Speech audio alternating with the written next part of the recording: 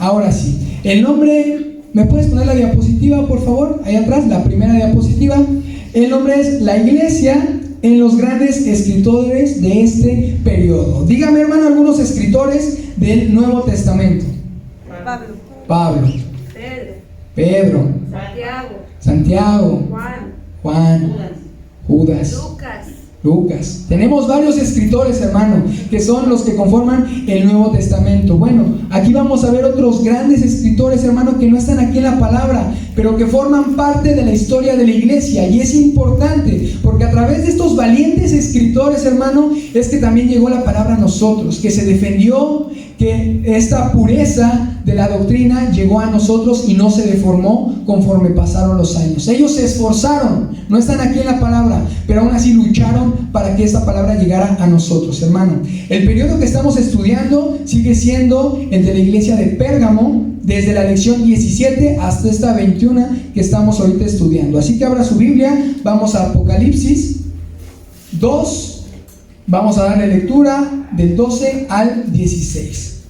Dice así la palabra, Apocalipsis 2, del 12 al 16. Y escribe el ángel de la iglesia en Pérgamo, el que tiene la espada aguda de 2 filos, dice esto. Lea usted, por favor. Yo conozco tus obras y dónde moras, donde está el trono de Satanás, pero retienes mi nombre y no has negado mi fe, ni aun en los días en que Antipas, mi testigo fiel, fue muerto entre vosotros, donde mora Satanás. Pero tengo unas pocas cosas contra ti, que tienes ahí a los que retienen la doctrina de Balaam, que enseñaba a Balac a poner tropiezo entre los hijos de Israel, a comer de cosas sacrificadas a los ídolos y a cometer fornicación. 15, por favor. Y también tienes a los que retienen la doctrina de los nicolaitas, la que yo aborrezco. Por tanto, arrepiéntete, pues si no, vendré a ti pronto y pelearé contra ellos con la espada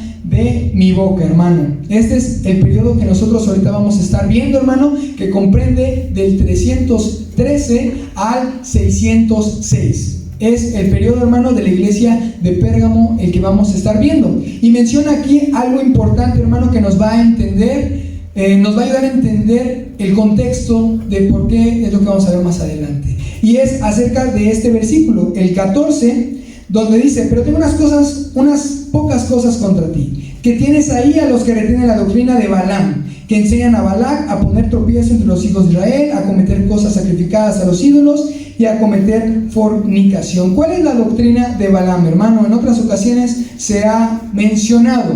Tenemos esta aparición de Balaam en el libro de Éxodo, cuando el pueblo de Moab fue el que trató de maldecir al pueblo de Israel mientras iba por el desierto. Se acercaron a este hombre para que maldiciera al pueblo de Israel. Este hombre no pudo hacerlo, no pudo maldecir al pueblo de Israel, pero sí les dio un consejo. ¿Saben qué? Yo no puedo maldecir a este pueblo, pero yo sé cómo hacerle daño.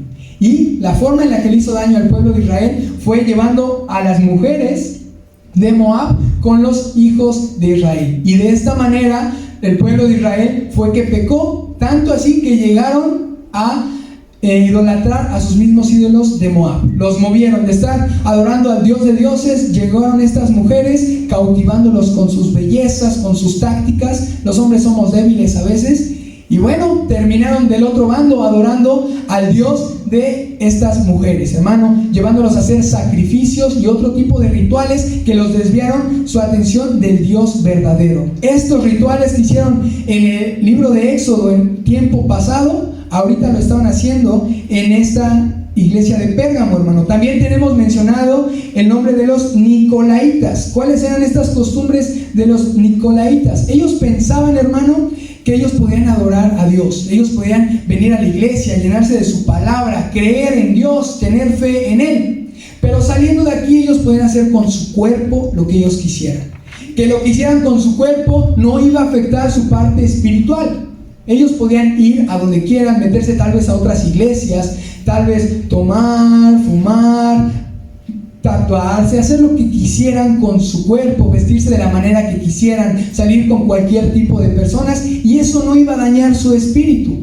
pero nosotros sabemos que claramente esto daña lo que nosotros somos. No podemos separarlo, todo va junto, hermano. Entonces, estos hermanos, bueno, este contexto estaba dañado de esta manera. Tenían estas dos doctrinas, la de Balaam y la de los Nicolaitas.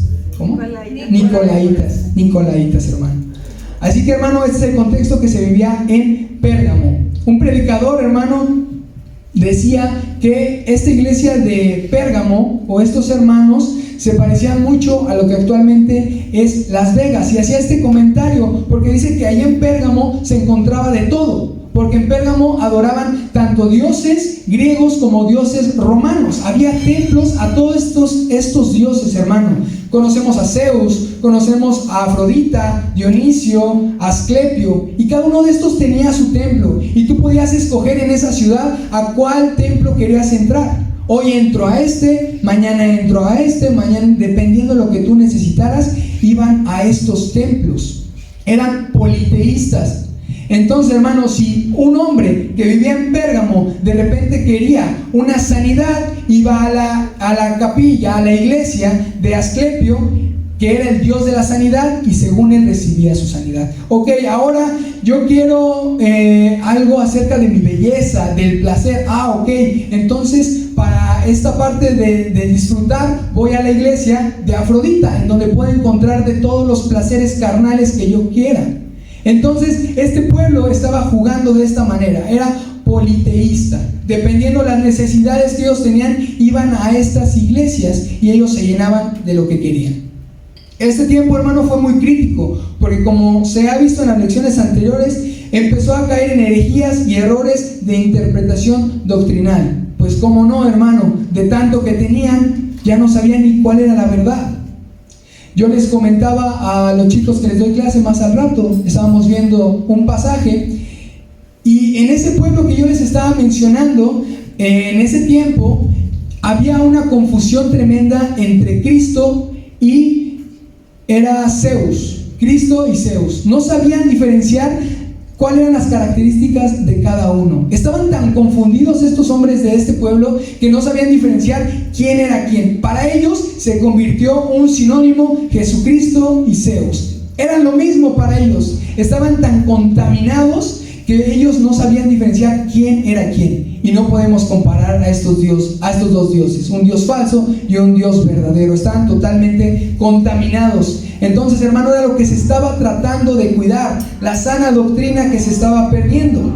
Curiosamente, hermano, la iglesia, mientras estaba siendo atacada por el gobierno, atacada por las autoridades, se fortalecía. Había más unidad entre los hermanos. Pero cuando tuvieron esta libertad por parte del gobierno, que ya no lo estaban persiguiendo, la iglesia entró en más problemas. Irónicamente pasó esto: mientras los perseguían, se fortalecían.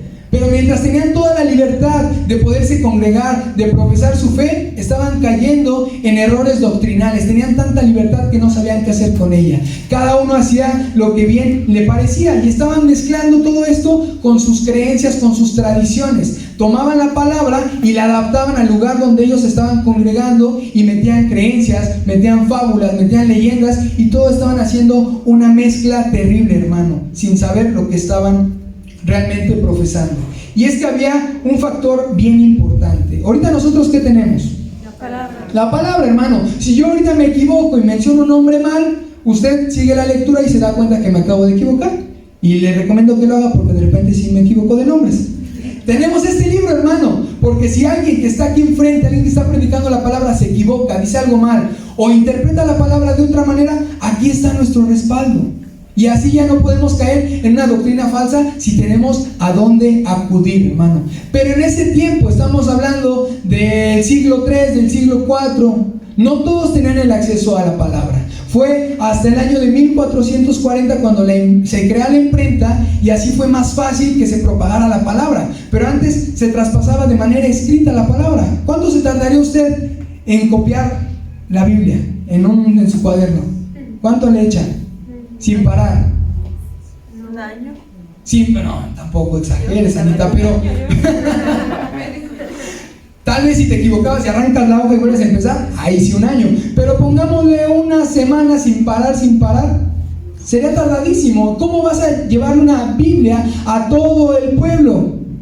Estaba muy difícil, hermano, que todos tuvieran acceso a la palabra de Dios, hermano. Por eso había tantas falsas doctrinas, por eso había tantas confusiones, hermano, porque el predicador, el obispo, la persona que estaba al frente dando la palabra, lo daba como él pensaba, como él creía, y no estaban capacitados del todo para compartir la palabra. Eso era lo que estaban sufriendo, hermano, y por eso había tantos problemas, hermano.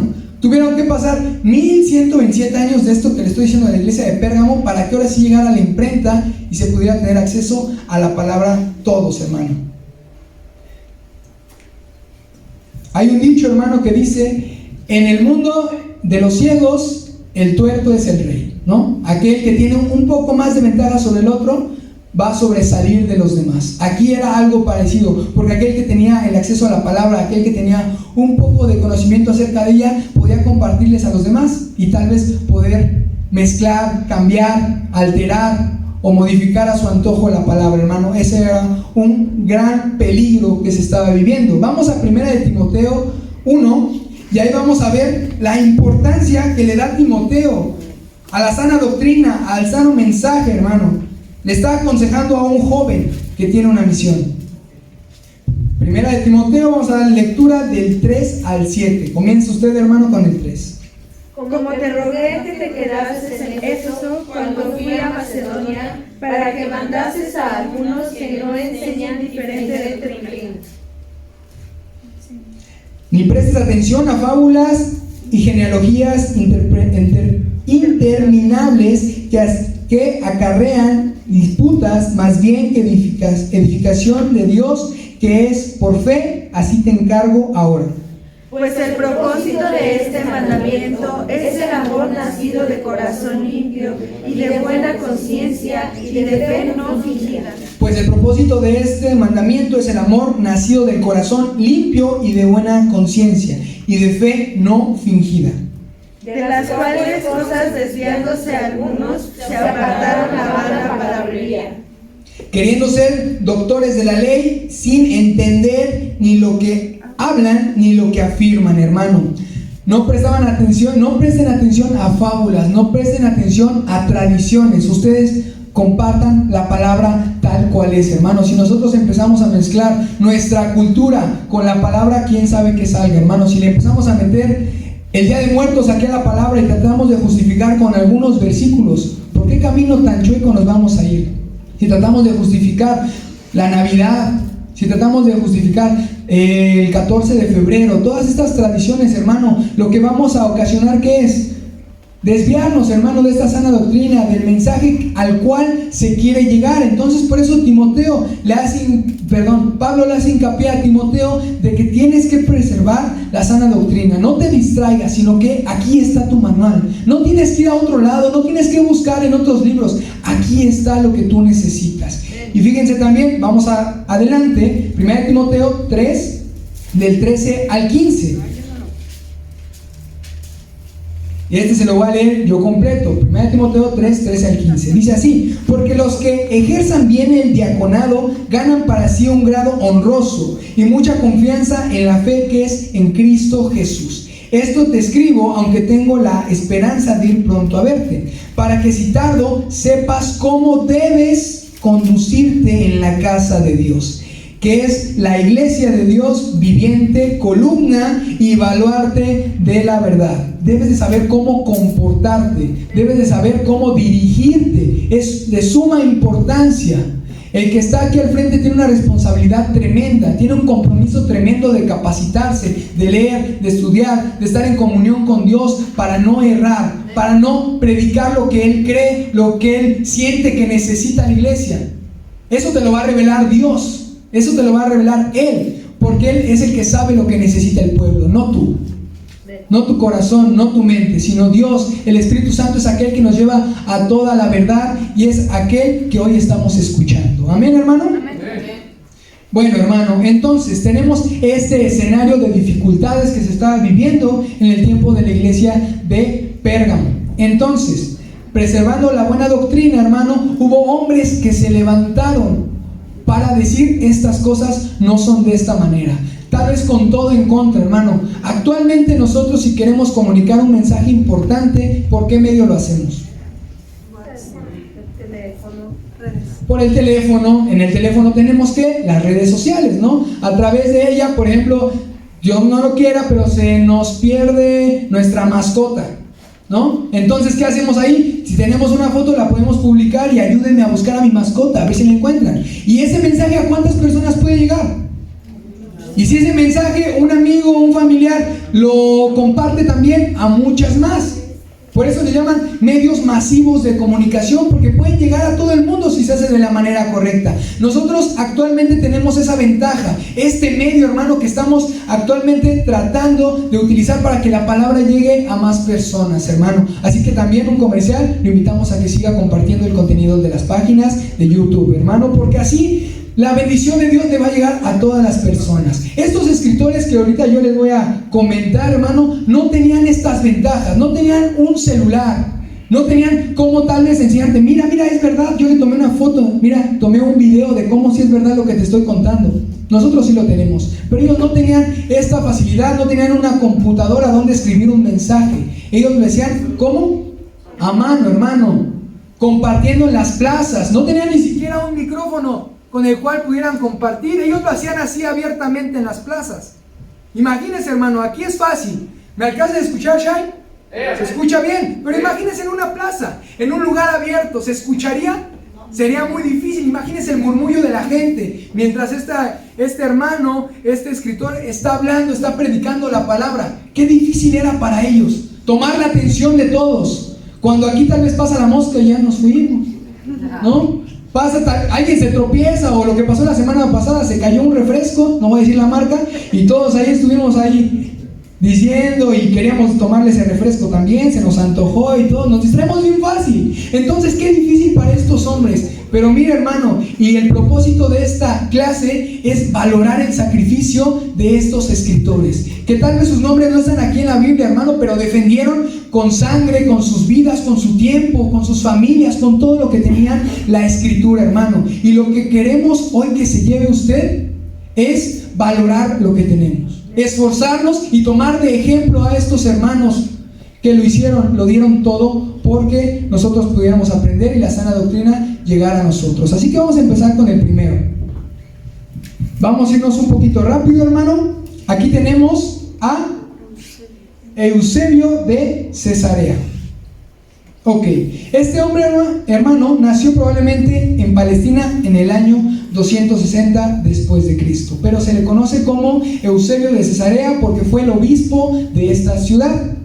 Es conocido como el padre de la historia eclesiástica porque fue el primero que se ocupó de escribir detalladamente sobre los acontecimientos relacionados con los eventos cristianos desde los días del Señor hasta la época que él vivió, hermano. Ahí tenemos donde dice Eusebio de Cesarea. Ese es su libro que este hombre escribió. Murió en el año 340, hermano. Le mencionaba, él no tenía un celular con el cual poder mostrar evidencia verídica de los acontecimientos que estaban pasando. No tenía una cámara de video para poder mostrar los acontecimientos, todo, poder retratar lo que estaba pasando.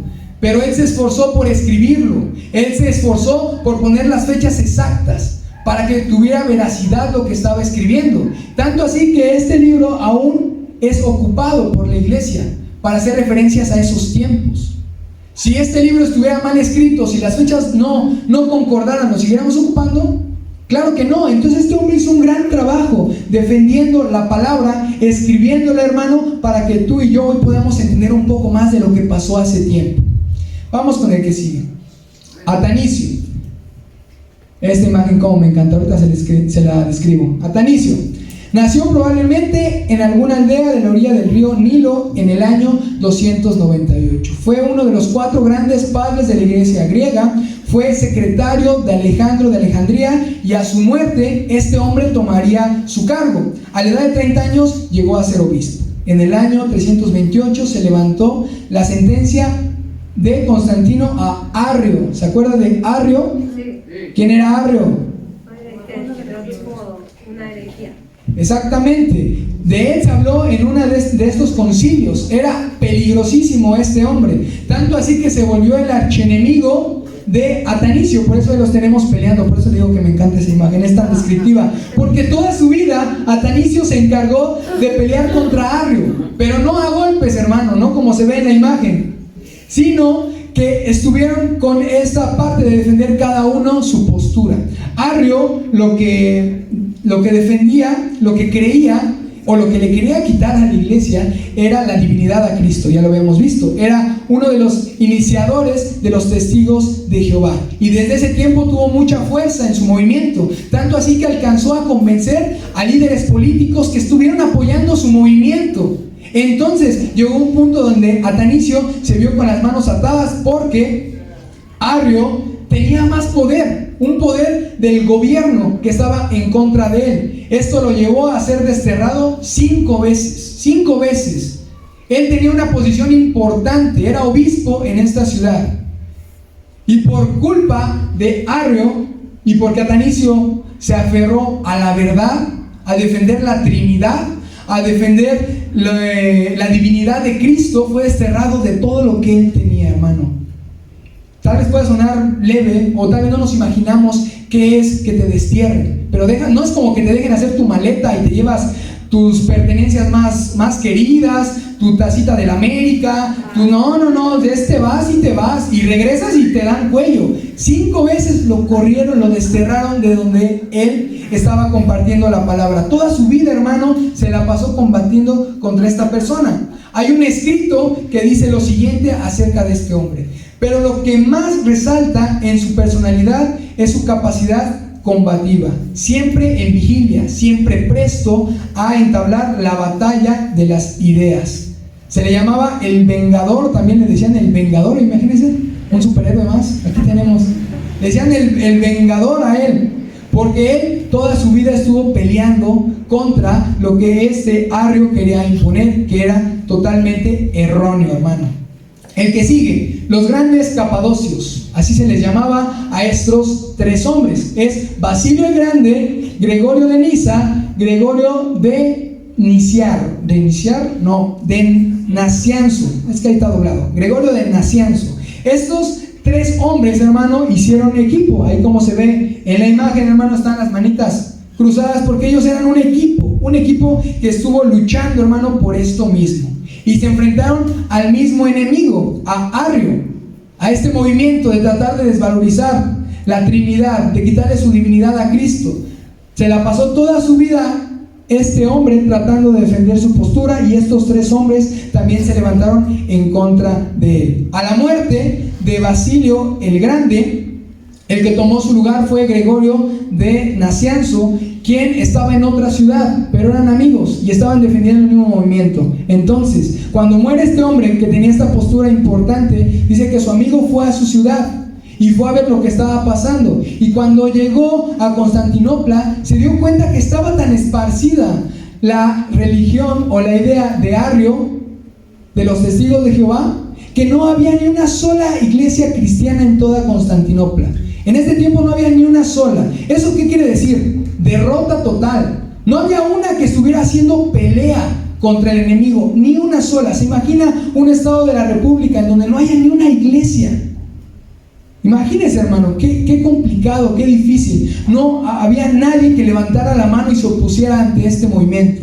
Entonces ahí fue donde Gregorio Nacianzo fue aquel que fue y plantó primeramente en la casa, dice, de un amigo, un movimiento, plantó una iglesia, la cual era constantemente irrumpida por los enemigos, y eran ultrajados sus lugares santos, eran saqueados, eran golpeados, eran apedreados. Con todo y esto, hermano, no se detuvieron. Y hay algo bien importante con estos tres hombres, los grandes capadocios, porque ellos alcanzaron a ver su triunfo.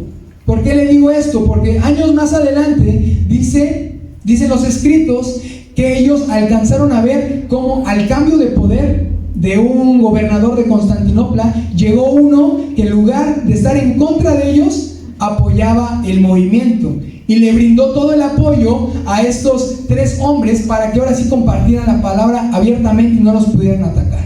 Entonces pasaron un periodo muy difícil, pero alcanzaron a ver la victoria al llegar al poder un hombre que creía en ellos, que creía en la Trinidad y que le daba su lugar a Cristo, hermano. Vamos con el último. Juan Crisóstomos, ese mero, nacido en Antioquía, llamado Boca de Oro por su gran elocuencia. Ya ponían apodos desde ahí. Fue el mayor predicador de ese periodo, gran conocimiento de la Escritura, porque dice que se aprendía de memoria grandes libros, se aprendía de memoria la palabra, tenía una facilidad de predicar, era el mayor predicador en ese momento. Y dice que fue llevado en contra de su voluntad, porque él no quería ir a este lugar, a Constantinopla, a la iglesia de Santa Sofía, la catedral, para que predicara la palabra. Y él no quería ir ahí porque sabía lo que iba a pasar. Pues él era muy abierto con su forma de pensar, con las escrituras, tanto así que se creó enemigos y se creó aliados, pero eran más sus enemigos, porque no les gustaba la forma en la cual él compartía la palabra. Esto sucede en las iglesias, cuando un predicador de repente está compartiendo y nos caen piedrazos, y no nos gusta porque parece que están en nuestra contra.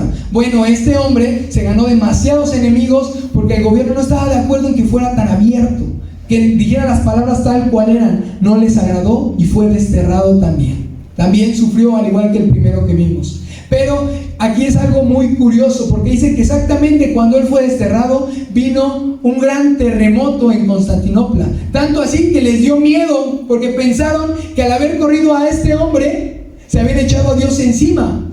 Entonces lo que hicieron luego fue: vente de regreso, regresa, ven a la iglesia, compártenos tú. Estuvo otro tiempo y al ver que ya nada pasaba, otra vez lo corrieron, lo exiliaron. Se lo llevaron a un lugar llamado Armenia. Lo mandaron a Armenia, hermano. En este lugar, desterrado, dice que aunque se lo prohibieron, aunque tenían personas que lo estaban cuidando, él compartía la palabra a través de cartas. Él seguía compartiendo, tanto así que en Armenia ya estaban creyendo la palabra. Estaba convenciendo a muchos hermanos para que creyeran la palabra.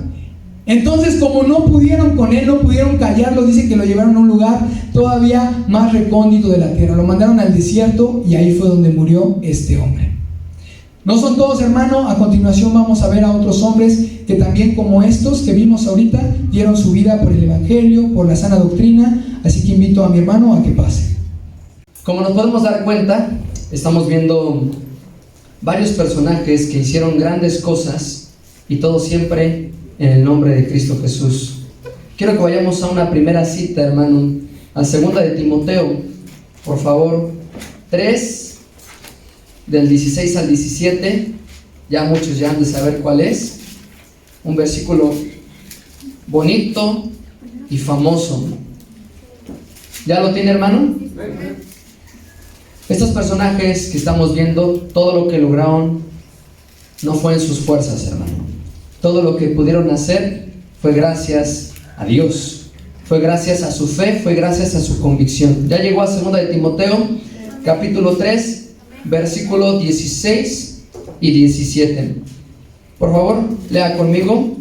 Dice: toda la escritura es inspirada por Dios y útil para enseñar, para redarguir, para corregir, para instruir en justicia, a fin de que el hombre de Dios sea perfecto, enteramente preparado para toda buena obra, hermano.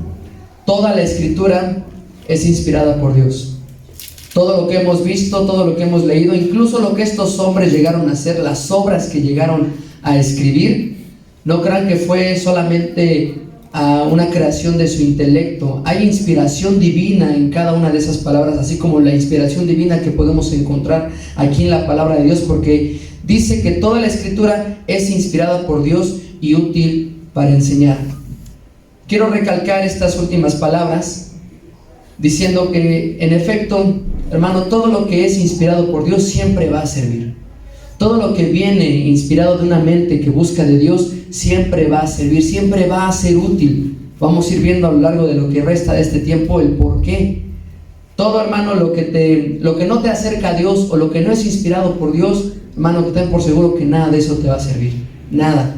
Pero todo aquello que sí fue inspirado por Dios siempre va a ser útil. ¿Para qué?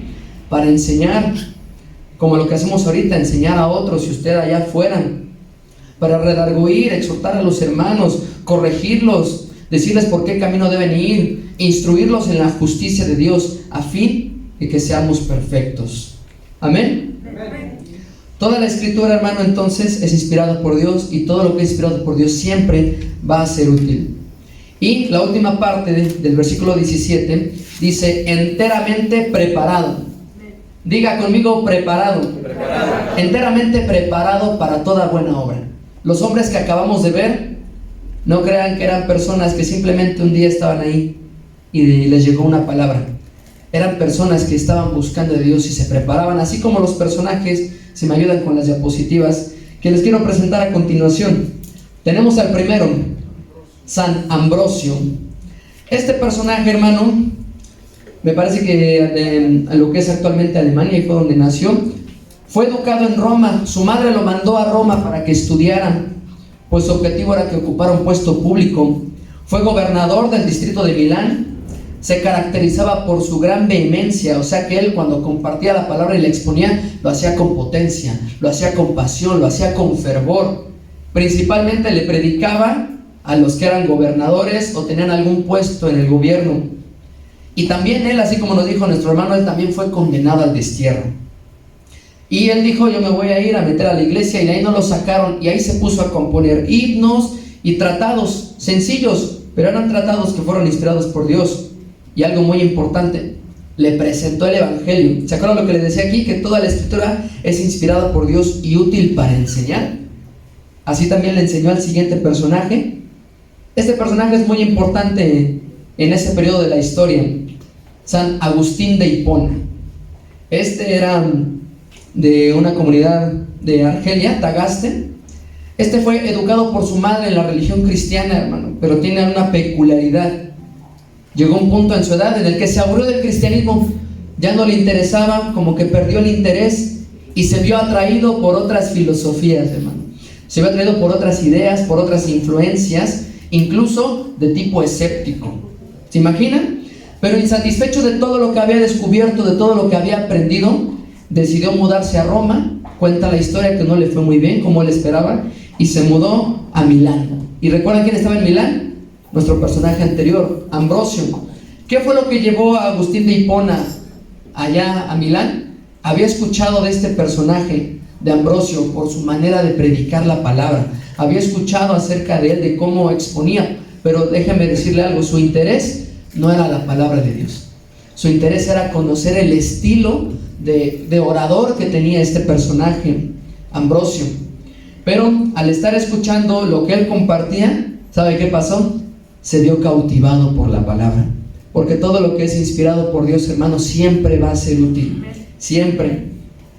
Asombrado por lo que había en las Sagradas Escrituras, este hombre se convirtió en el mayor expositor de la palabra desde el tiempo del apóstol Pablo. Imagínense, tiene muchas obras literarias. La más famosa se llama Ciudad de Dios. Ahí, si un día quiere buscar en internet estos libros, va a ver que son mensajes muy interesantes. Y nuestro siguiente personaje, Jerónimo, un italiano. A los 12 años fue a Roma a aprender griego, a aprender latín y retórica. Cuando empezó a crecer, se convirtió en traductor de lo que había escrito en las catacumbas allá en Israel. Fue bautizado hasta sus 25 años, y así como nos lo mencionó nuestro hermano, él estudió con estos capadocias, que eran unos eruditos en la materia, eruditos en lo que era la doctrina. Y este personaje también escribió grandes obras. ¿Sabe qué tienen en común los personajes que vimos, que eran de Oriente, y estos que son de Occidente? ¿Alguien puede ver cuáles son algunas de las similitudes? Empecemos por estos. ¿Sabe qué es lo primero? No son judíos de nacimiento. Todos son gentiles. Así como tú y yo, hermano, que no tenemos descendencia judía, bueno, al menos no he conocido a nadie, pero todos estaban enamorados de Dios y venían de distintos caminos, venían de distintas rutas. Incluso el mayor expositor que le dije, San Agustín de Hipona, escéptico, llegó a caer en esas ideologías. Él hizo grandes escritos, hermano. ¿Por qué? Fue inspirado por Dios.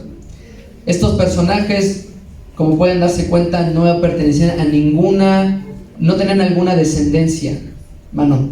Y al igual que tú y yo, estamos quizá en esa misma posición. ¿Y por qué?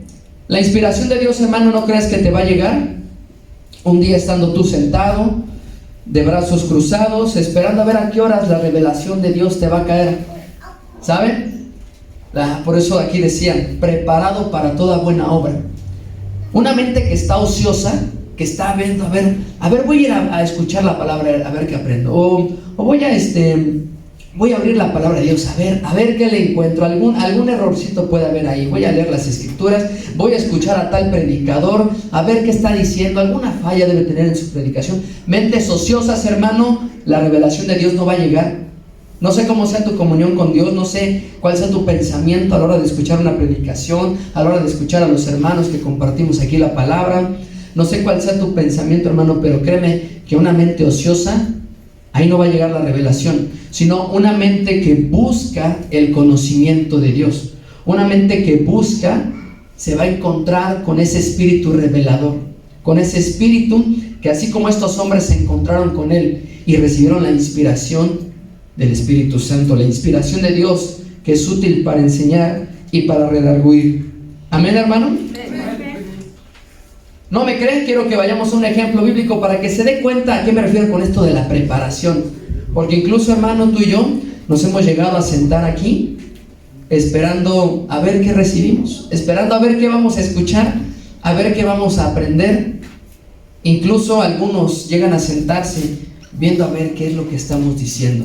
Quizá comenzaron como Agustín de Hipona, fueron nada más a escuchar, a ver qué había, pero de repente uno es cautivado por la palabra de Dios. Vaya a Lucas, hermano, capítulo 1. Ahora que les estoy hablando de esto de la preparación, dése cuenta de algo. Alguien que me diga quién era Lucas, ¿a qué se dedicaba? Médico. Era médico. Era médico y pudo haber sido cualquier otra cosa, hermano. Pero a lo que voy es que tenía estudios, estaba preparado. No era una persona que estaba ahí nomás perdiendo el tiempo a ver qué voy a ver si aprendo algo. Eran personas preparadas. Y vean cómo Lucas empieza el evangelio con una dedicatoria a Teófilo. Lea, usted me sigue con la vista. Dice Lucas capítulo 1. Vamos a leer del versículo 1 al 4. Dicen, Lucas quería escribir, él sabía que iba a escribir la mayor y mejor historia de todos los tiempos. Él quería hacerlo de una manera excelente. No iba a hacer cualquier cosa, iba a hablar de la historia mejor contada del mundo, verídica, e iba a exponer al personaje más importante de todos los tiempos. Y lo quería hacer bien. Y dice así: puesto que ya muchos han tratado de poner en orden la historia de las cosas que entre nosotros han sido, ¿cómo? Ciertísimas, hermano. Tal como nos lo enseñaron los que desde el principio lo vieron con sus ojos y fueron ministros de la palabra. Me ha parecido también a mí, después de haber investigado, diga, investigado. Después de haber investigado con diligencia, es decir, con prontitud, con agilidad, con prisa, no perdiendo el tiempo, con diligencia todas las cosas desde su origen. Escribírtelas por orden, oh excelentísimo Teófilo, para que conozcas bien la verdad de las cosas en las cuales has sido instruido. ¿Se da cuenta, hermano? Lucas, ¿qué dice ahí? Que él se puso a investigar con diligencia. La palabra, hermano, de Dios, todo lo que estamos aquí, todo lo que está aquí revelado, no solamente fue así, surgió de la nada. No necesariamente necesitas tener algún tipo de estudio, hermano. Necesitas realmente prepararte para buscar a Dios. Si tienes la ventaja de tener alguna profesión, alguna carrera, gloria a Dios. Pero eso solamente te va a dar disciplina, te va a dar herramientas para que puedas desarrollar algún trabajo, alguna labor. Pero si tu mente está buscada en prepararse, en buscar de Dios, hermano, ahí van a pasar grandes cosas. Le dije que era con diligencia, sin perder el tiempo. Pero sabes, a veces, hermano, con lo que hacemos estamos negando a Dios. El hecho de hasta no prepararnos, de no querer saber más de Dios, no querer siquiera abrir su palabra entre semana. Y en esto me incluyo también yo, hermano. A veces caemos en eso. Y sabe, a lo mejor algunos van a decir, ¿a poco sí? Pero hay más de una manera de negar a Dios. No solamente como Pedro lo hizo, diciendo, yo ni lo conozco. ¿Quién es Jesús? ¿Quién sabe? Hay una multiforme de negar a Dios. ¿Alguien que me dé algún ejemplo? Así, muy sencillo. ¿Cómo negar a Dios? Dando un mal testimonio tal vez. Efectivamente, gracias hermana Ana. Dando un mal testimonio. Hay muchas maneras de hacerlo. ¿Con qué? Con nuestro comportamiento, con nuestro trabajo, con lo que hablamos, con lo que expresamos, con nuestros gestos, etcétera. Y seguramente, hermano, al igual que yo, en algún momento de tu vida has negado a Dios y no te has dado cuenta. En algún momento de tu vida has negado tu fe y no te has dado cuenta, hermano. Vamos a nuestra cita base. Apocalipsis 2, versículo 13.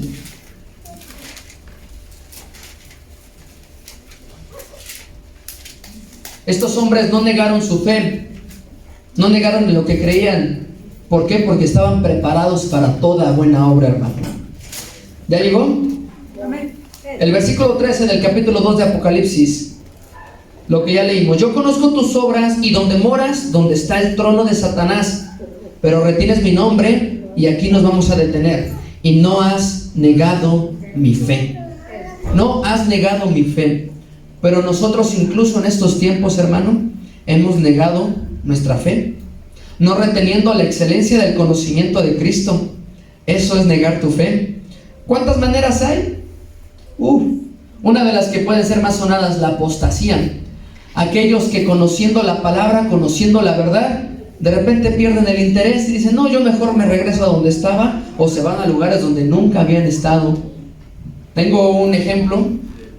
Una amiga, una conocida de mi mamá, la siguen en las redes sociales, y ellas se conocieron desde muy pequeñas estaban ahí, en la iglesia donde se congregaba mi mamá hace ya muchos años. Hace ya muchos años mi mamá se congregaba. Y esta hermana, que lamento decirlo, pero ya no es hermana, actualmente que mi mamá la sigue en las redes sociales, ¿sabe qué ponen? Pone su altar de Día de Muertos para recordar a su jefecita, pone su arbolito de Navidad, pone sus regalos, pone a su niño Dios ahí en el arbolito de Navidad. Y lo que más nos impactó ahora que me lo mostró, su hijo que fue bautizado en la iglesia cristiana, ¿sabe dónde lo volvieron a bautizar? En la iglesia católica. Por aspersión lo bautizaron. Ahí están las fotos y están muy contentos de lo que están haciendo. Y a mi mamá y a mí nos admira principalmente ella de cómo pasó esto. Que nunca escuchó la palabra, nunca cantó los himnos. Y esta mujer hizo apostasía. Se regresó al catolicismo. Es más, creo que ni siquiera era católica. Simplemente se fue por otra vertiente y ahora hasta sus hijos. ¿Y sabe el hijo por qué se bautizó por la iglesia católica? Para casarse con su amada. Ahí también podemos negar a Dios, hermano. Incluyendo en estas cuestiones del amor romántico. Ahí también podemos negar a Dios. Sabemos que no debemos caer en yugo desigual, pero incluso al hacerlo podemos estar negando a Dios porque estamos negando el conocimiento que Él nos ha brindado. Él nos ha dicho ciertas cosas y nosotros decimos, no. Eso, hermano, es negar tu fe. Incluso por amor somos capaces de negar en lo que hemos creído. ¿Qué otras maneras hay? No proveyendo a tu familia. Miren, vaya conmigo a 1 de Timoteo capítulo 5 versículo 8. Y si van pasando ya mis hermanos de alabanza, por favor. 1 de Timoteo capítulo 5 versículo 8. Mire, ya está ahí. Porque si alguno no provee para los suyos, y mayormente para los de su casa, ¿qué dice ahí? Ha negado la fe. Y es peor que un incrédulo. ¿Qué cosas, hermano? ¿Ha escuchado esa parte en la Biblia donde dice que mejor le hubiera sido no haberme conocido? Nada más que después su Biblia tantito. Vamos a 2 de Pedro. 2 de Pedro capítulo 2 versículo 21. ¿Ya lo encontró? Dice así la palabra: porque mejor les hubiera sido no haber conocido el camino de la justicia, que después de haberlo conocido, volverse atrás del santo mandamiento que les fue dado. Yo no sé, hermano, cómo es tu situación, pero sabemos tú y yo que quizá en más de una ocasión hemos negado a Dios. Y sabes, aquí nos está escribiendo Pedro, mejor nos hubiera sido no haberlo conocido. Porque ahora que nosotros conocemos del conocimiento de Dios, conocemos de su palabra, ¿sabe qué, hermano? Estamos estamos comprometidos. Y de todo lo que hagamos y de todo lo que digamos, el Señor nos va a enjuiciar, hermano. Estos son tiempos difíciles. No es tiempo para que te pongas a negar tu fe. No es tiempo de que te pongas a negar en lo que has creído. Porque incluso, como decía ahí, aquellos que no proveen para los suyos han negado la fe. En cosas tan sencillas como proveer a tu familia, ahí también estás negando tu fe, hermano. Y podemos pasárnosla toda la hora hablando de cuántas maneras hay de negar a Dios. Solamente tú has de saber, hermano, cuáles son esas maneras en las que has negado a Dios. Y sabes también cuál es una, y con esta quiero cerrar. Cuando no quieres aprender de Dios, cuando no quieres escudriñar su palabra, cuando te gana más el cansancio, cuando te gana más el sueño, cuando no quieres tener esa comunión con Dios, hermano, ahí también estás tú negando tu fe. Estás negando en lo que has creído. ¿Por qué? Porque le estás negando a tu propia fe que crezca. Estás negándote a ti mismo crecer. ¿Por qué dices, no, yo no quiero aprender más, no quiero hacer más? Y eso, hermano, es negar tu fe. Quiero que se ponga sobre sus pies. Estos son tiempos difíciles, hermano. Y tenemos que estar preparados para ¿qué? Como lo leímos hace rato. Preparados para toda buena obra. Todo lo que tú hagas, hermano, todo lo que tú quieras hacer, prepárate.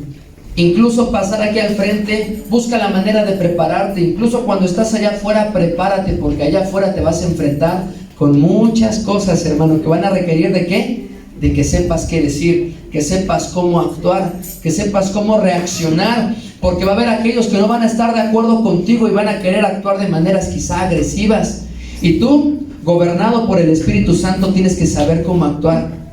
Reflexiona en eso, hermano, en cuántas maneras has negado a Dios. Pero esto es lo que nos está diciendo aquí en Apocalipsis, que qué bueno que a pesar de que estás donde está el trono de Balaam, tú has retenido la fe, no has negado el nombre de Dios, sino que te mantienes ahí y has perseverado. Este tiempo es importante, hermano, para que tú y yo tengamos un nuevo compromiso con Dios, para que si a lo mejor has caído recientemente o en años anteriores en negar tu fe, recapacites, hermano. Dios nos ha dado un libre albedrío, pero como dice otra parte en las Escrituras, pero ten en cuenta que sobre todo nos va a juzgar Dios, hermano. Negar a Dios no solamente es decir no creo en Él. Ya te di varios ejemplos de cómo podemos hacerlo, cómo podemos negar a Cristo. Vamos a hacer una oración y vamos a pedirle a Dios perdón porque hemos negado su nombre en más de una ocasión.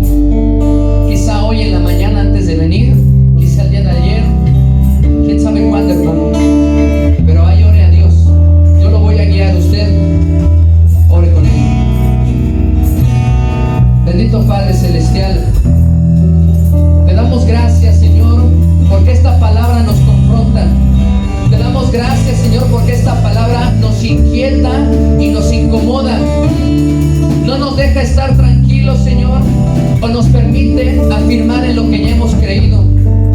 Perdona, Señor, si te hemos negado. Perdona si hemos negado tu nombre, si hemos negado la excelencia del conocimiento de Cristo. Perdónanos, Padre, no queremos seguir así. En esta mañana, hermano, comprométete. Ahí dile a Dios, Señor, yo me comprometo contigo. Una vez más, aquí estoy delante de ti. No soy nada delante de ti, Señor, pero quiero comprometerme contigo a ser un mejor cristiano, a ser una mejor persona. Quiero comprometerme contigo a que tu fe yo la retenga, a que la mantenga conmigo, que la escritura que yo he estado leyendo, la escritura que tú me has permitido, Señor, aprender día a día a través de predicaciones, a través de lo que yo leo en mi casa, Señor, permíteme ahí conocerte cada día más y más. Tómame, Señor, haz de nosotros como quieras y no te detengas, Padre, y que tu palabra se siga fundamentando y estableciendo en nuestros corazones. En el nombre de Jesús todos decimos